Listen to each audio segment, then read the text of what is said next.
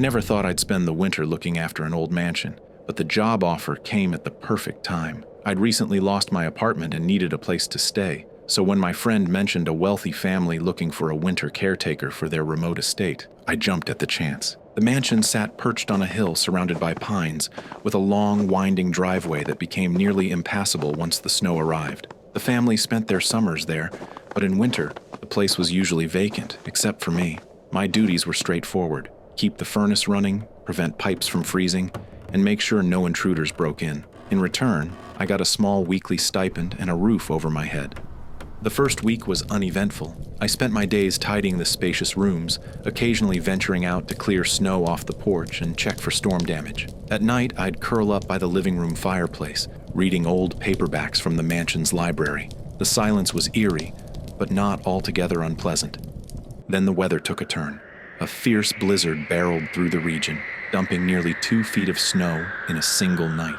I woke the next morning to find the power lines down. Thankfully, the furnace ran on a backup generator, but the rest of the house was dark and cold. That was when I first felt the creeping sense that I wasn't alone. It started with little things. A door I knew I'd closed would be slightly ajar, or an old floorboard would groan in an empty hallway. The house was ancient, so I tried to write it off as the wind or settling wood. But deep down, I felt watched, like the shadows in the corners of each room were hiding something.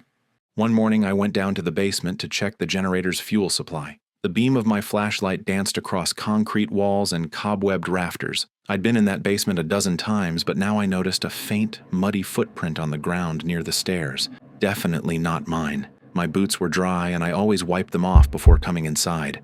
I swallowed hard, forcing myself to stay calm. Maybe it was an old print that had always been there, but I couldn't shake the feeling someone had been in the house. That night, the wind slammed against the mansion, rattling windows and shaking loose shutters. My nerves were on edge. I kept the fireplace going and tried to read, but every few pages I glanced up at the dark hallway. Around midnight, I thought I heard a soft thump upstairs, like someone gently closing a door.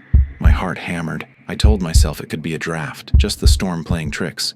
Eventually, I mustered the courage to investigate. I took my flashlight and crept up the grand staircase, each step squeaking under my weight. The corridor on the second floor was pitch black except for the narrow beam of light. I walked past old portraits of stern-faced ancestors, their eyes seeming to follow me.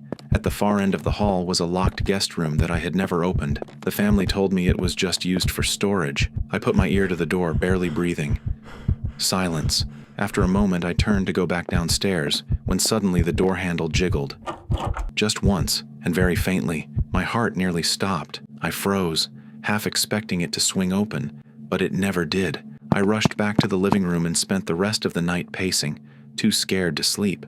By morning, the storm had calmed, and the phone lines had come back. I called my friend, who arranged for the family's estate manager to come check on things. Together, we searched every room, including that locked guest room. Nothing seemed amiss, no footprints, no sign of forced entry. The muddy print in the basement had disappeared as if wiped away. I stayed on as caretaker for another month, but I never felt at ease again. I couldn't prove anyone else was in that mansion, yet I couldn't prove they weren't. Even now, the memory of that jiggling door handle and the dark silence on the other side still sends a chill through me. Last winter, my spouse and I bought a small house in a quiet neighborhood.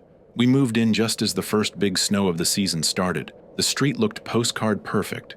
White roofs, kids sledding in their yards, and twinkling lights in every window. A few days later, a blizzard rolled through. We were stuck at home, which was fine since we had plenty of supplies and a working fireplace. That evening, as we sat down with our daughter to watch a movie, the power flickered. The wind howled outside and the house creaked in a way we hadn't heard before. I decided to go to the basement and check the circuit breaker. On my way down, I heard a tapping noise coming from somewhere near the laundry room. At first, I thought it was just the furnace struggling against the cold, but when I got closer, the tapping stopped entirely. I flicked on my flashlight and carefully scanned the walls. Suddenly, I heard my daughter calling for me from upstairs. She said she'd seen a flicker of movement through the backyard window. We peered outside together and saw footprints in the freshly fallen snow, leading right up to our back door. We hadn't heard the doorbell. No knock, nothing. Worried, I double-checked the locks. The footprints led away into the darkness, disappearing in the swirling snow. We called our next-door neighbor to ask if they'd seen anyone. They hadn't, but they mentioned there'd been a few break-ins in the area recently. The power eventually stabilized, and we spent the rest of the night in the living room, feeling both relieved to be together and on high alert. Whoever left those footprints never came back, or if they did, we never heard them. Still, every time the wind rattled our windows, we'd glance outside, waiting to see if someone was out there. During my college winter break, I took a short-term security job at a small ski resort that was mostly closed for the season. They only kept a skeleton crew to maintain the property and manage a few winter sports enthusiasts. I was assigned the night shift, patrolling the empty corridors of the main lodge and checking the equipment storage area. The place was massive, and most of the lights were off to save energy. My flashlight became my constant companion as I walked the silent halls. On the first few nights, everything was calm. My only company was the distant hum of the heating system and the occasional echo of the wind. But halfway through the second week, I started noticing things out of place. A supply closet I was sure I had locked was now wide open. A single ski boot lay in the middle of a corridor, far from its matching pair in the storage room. At first, I assumed I'd made a mistake, or that one of the maintenance workers had come through. Still, it gave me an uneasy feeling. One particularly cold night, while checking a side entrance, I heard what sounded like scratching coming from the far end of the hallway. My flashlight beam revealed nothing, just a long, empty corridor. The sound stopped abruptly. I walked toward the exit, my heart pounding.